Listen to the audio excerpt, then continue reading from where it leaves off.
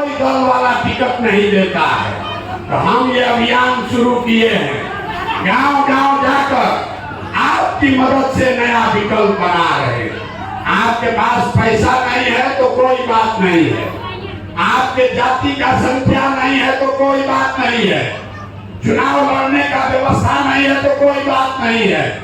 पैसे का चिंता, राजनीति और चुनाव लड़ने के व्यवस्था का चिंता अपने भाई अपने बेटे प्रशांत किशोर पर छोड़िए, लेकिन विकल्प बनाने के लिए, बिहार में व्यवस्था बदलने के लिए खड़ा होइए।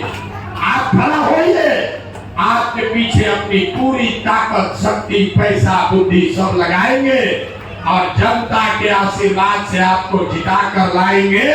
तभी बनेगा जन सुराज, जनता का राज। बिहार मुख्यमंत्री बदलने से नहीं सुधरेगा।